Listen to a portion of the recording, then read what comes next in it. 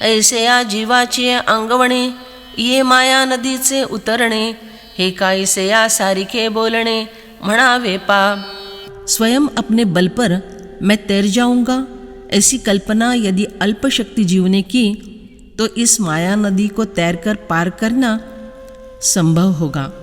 भला इस बात को कौन सी उपमा दे सकते हैं? जिसने शुरुआत ही अहंकार से की वह पहले ही तल पहुंच गया समझो। जरी अपथ्यशीला व्याधी, कळे साधू दुर्जनाची बुद्धी, कारागी सांडी रिद्धी आली साथी। यदि अपथ्य भक्ष्य खाने वालों को व्याधि हटाना संभव हो सके, सज्जन मनुष्य की समझ में आ जाए कि दुर्जन की बुद्धि कैसी चलती है, अथवा लोभी मनुष्य ऐश्वर्य प्राप्त हो जाने पर वह उसका त्याग कर दे। जरी चोरा सभा दाटे, कामी नाते गळुघोटे, ना तरी भेडा उल्हाटे विवसी जरी। यदि चोर को न्याय सभा पर हावी होना संभव हो सके, अथवा गले में अटकी हुई बंसी मछली निगल सके, अथवा डरपोक आदमी को किसी यक्षिणी का हमला उल्टा देना संभव हो सके। पाडसवागुर करांडी, जरी मुंगी मेरू ओलांडी, तरी मायेची पहिली थडी देखती जीव। यदि मृगछोना शिकारी ने डाले हुए जाल को कुतर कर बाहर आ सके, चूटी मेरू पर्वत पर चढ़कर उसके उस पार जा सके, तो ही इस माया नदी का उस पार का किनारा जीव देख सकते हैं। म्हणून गा जैसी पांडुसता, सकामा न जिणवे वनिता, तैसी मायामय है सरिता न तरवे जीवा। हे अर्जुन, इसीलिए जिस प्रकार जोरू का गुलाम अर्थात सकाम होने वाला व्यक्ति अपनी स्त्री को अपने वश में नहीं कर सकता, उसी प्रकार जीव भी इस माया नदी को तैरकर पार नहीं कर सकता। एथ एकची हेळा तरले, जिही भजवनी माते वरिले, ते या ऐलिये चिथडिये सरले, माया जळ। इस लोक में जिन लोगों ने मेरी भक्ति करके, मुझसे प्रेम करके मुझे वरमाला पहनाई है, मेरी दुल्हन बनकर मेरे ही आश्रय में आए हैं, उनके लिए यह माया नदी इस पार के किनारे पर ही सूख गई है। इसीलिए उसी क्षण वे तैर गए अर्थात मुक्त हो गए। हरि के भक्त के लिए हरि की माया तैर जाने की वस्तु नहीं रहती, बल्कि वह तारक होती है। भक्त मीराबाई कहती हैं, भवसागर सब सूख गए हैं, फिक्र नहीं मुझे तरण की। जया सद्गुरु तारू फुडे, जे अनुभवाची एकासे गाढे, जया आत्मनिवेदन तरांडे आकळले। जिन लोगों को निश्चित ही सद्गुरु रूपी नाव प्राप्त हो गई है, जिन्होंने अनुभव रूपी कछोटा कसकर बांध लिया है और भगवत भक्ति की आखिरी मंजिल अहम ममता का समर्पण रूप अर्थात आत्मनिवेदन रूपी चप्पू जिनके हाथ में आया है, जे अहम भावाचे गा ओझे सांडूनी, विकल्पाची झुळका चुकवूनी, अनुरागाचा नीर तावूनी पाणी ढाळू।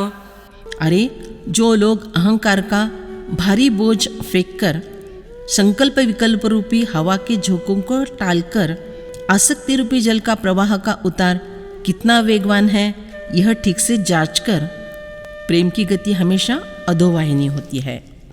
जया ऐक्याच्या उतारा, बोधाचा जोडला तारा, मग निवृत्तीच्या पैलतीरा जे पावले जे। जिनके लिए जीव परमात्मा ऐक्य के घाट पर सद्गुरु ने किया हुआ उपदेश यही सितारा दिशादर्शक बन जाता है, फिर जो लोग निवृत्ति रूप उस पार की ओर छलांग मारकर निकलते हैं, ते उपरतीच्या वावी झेलत, सोहम भावाचे निथावे पेलत, मग निघाले अनकळित निवृत्ति तटी। वे लोग वैराग्य रूपी हाथों से ऊपर से ही पानी काटते हुए सोहम भाव की अंतःशक्ति के बल पर आगे बढ़ते हुए निर्विघ्नता से निवृत्ति रूपी उस पार के तट पर निकले। येणे उपाये मज भजले, ते माझी माया तरले, परी ऐसे भक्त विपाइले बहुवस नाही। जिन लोगों ने इस मार्ग से मेरी भक्ति की वे मेरी माया को तैरकर पार कर गए, परंतु ऐसे भक्त बिरले होते हैं, बहुतेरे नहीं। न मां दुष्कृतिनो मूढा प्रपद्यन्ते नराधमाः मायया परुतज्ञाना आसुरं भावमाश्रिताः। परंतु माया के द्वारा जिनका ज्ञान हरा गया है, वे असुर भाव का आश्रय लेने वाले और मनुष्यों में महान नीच तथा पाप कर्म करने वाले मूढ़ मनुष्य मेरे शरण नहीं होते। जे बहुता एका अवांतरू अहंकाराचा भूत संचारू जाला म्हणोनी ते या विसरू आपण पा। भक्त थोड़े होने का कारण यही है कि बहुत से सामान्य लोगों में अहंकार रूपी भूत का संचार हुआ होता है और इसीलिए उनको आत्मा का विस्मरण होता है। ते वेळी नियमाचे वस्त्र नाठवे अधोगतीची लाज नेणवे आणि करीती जे न करावे वेदू म्हणे। उस समय उन्हें नियम अर्थात इंद्रिय निग्रह रूपी वस्त्र का स्मरण नहीं रहता, अधःपतन की शर्म नहीं लगती और वेद जिन बातों को करने की मनाही करता है उनका आचरण वे लोग करते हैं। पाहे पा शरीराच्या गावा ज्या लागी आले पांडवा तो कार्यार्थू आघवा सांडूनिया। हे अर्जुन, देखो जिस कार्य के लिए इस शरीर रूपी गांव में हम आए हैं उस कार्य का प्रमुख प्रयोजन छोड़कर अर्थात स्वयं क्रिया करते नहीं और क्रिया करने वाले ईश्वर को कृतज्ञतापूर्वक मानते नहीं। वृत्ति से हीन, विचार से मूढ़ और वर्तन से दुराचारी होते हैं। इंद्रियग्रामीच्या राजविधी अहममतेच्या जल्पवादी विकारांतरांची मांदी मेळविताती। ये लोग इंद्रिय रूपी गांव के राजमार्ग पर खड़े रहकर देह मैं हूँ, गृहपुत्रादि मेरे हैं, ऐसी बड़प्पन की बकवाद करके काम क्रोधादि अनेक विकारों का जत्था अपने आसपास एकत्र करते हैं। तेथ दुःख शोकाच्या घाई मारिलेयाची सेची नाही हे सांगावया कारण काही जे ग्रासिले माया। वहाँ फिर अनिष्ट के संयोग से होने वाला दुख और इष्ट के वियोग से होने वाला शोक, इन दुख शोक के घावों ने उन्हें कितना भी पिटा तो भी उन्हें उस पीटने की याद तक नहीं रहती। यह सब बतलाने का कारण क्या है? तो वह यही है कि ये लोग माया के द्वारा ग्रस लिए गए हैं। चतुर्विधा भजन्ते मां जना सुकृतिनोऽर्जुन आर्तो जिज्ञासुरर्थार्थी ज्ञानी च भरतर्षभ। हे भरतवंशियों में श्रेष्ठ अर्जुन, पवित्र कर्म करने वाले अर्थार्थी, आर्त, जिज्ञासु और ज्ञानी अर्थात प्रेमी, ये चार प्रकार के मनुष्य मेरा भजन करते हैं अर्थात मेरे शरण होते हैं। म्हणूनी ते माये ते चुकले चतुर्विध जे मज भजले जिही आत्महिता केले वाढते गा। अरे इसलिए माया से बाहर आए हुए वे लोग हैं जिन्होंने अर्थात चार प्रकार के भक्तों ने मेरी भक्ति करके अपने हित को बढ़ता हुआ रखा है। तो पहिला आर्तू म्हणिजे, दुसरा जिज्ञासू बोलिजे, तिजा अर्थार्थी जाणिजे, ज्ञानिया चौथा। उस पहले भक्त को आर्त भक्त कहते हैं, दूसरा जिज्ञासु भक्त संबोधा जाता है, तीसरा अर्थार्थी भक्त और चौथा ज्ञानी भक्त के नाम से जाना जाता है। तेथ आर्तू आरतीची निव्याजे जिज्ञासू जाणावयाची भजे आणि तिजे तेणे वांछिजे अर्थ सिद्धी। वहाँ आर्त भक्त जो व्याकुल होकर ईश्वर के लिए तड़पने वाला भक्त है, हृदय की भावना से ईश्वर को भजने वाला भक्त है। दूसरा जिज्ञासु, वह ईश्वर को जानने की जिज्ञासा रखकर भक्ति करने वाला भक्त है। और तीसरे अर्थार्थी भक्त से विश्व के हित की चिंता की जाती है। यह जनहितकारी हितार्थी भक्त होता है। आर्त भक्त दुखों से पीड़ित होने पर अथवा दूसरों के दुखों से दुखित होकर उसके निवारण के लिए भगवान की याद करने वाला भक्त। जिज्ञासु भक्त आने वाले दुखों का कारण जानने की इच्छा करने वाला भक्त। अर्थार्थी भक्त ईश्वर कार्य के लिए धन की इच्छा करने वाला भक्त। लेकिन इस प्रकार के अर्थार्थी भक्त के संबंध में इस 7वें अध्याय में ऐसा कुछ बतलाना है या नहीं, यह बात शंकास्पद है, क्योंकि इस अध्याय में परदृष्टि से विचार किया गया है। मग चौथे याचे आठाई, हे काहीच करणे नाही, म्हणोनी भक्तु एक उपाही ज्ञानी आजो। फिर चौथे भक्त में यह कुछ भी करने का बाकी नहीं बचा रह जाता, वह वृत्ति शून्य होता है। देखो, इसीलिए जो ज्ञानी है वही केवल भक्त है। तेषां ज्ञानी नित्ययुक्त एक भक्तिर्विशिष्यते, प्रियो हि ज्ञानिनोत्यर्थ महंस च मम प्रियः।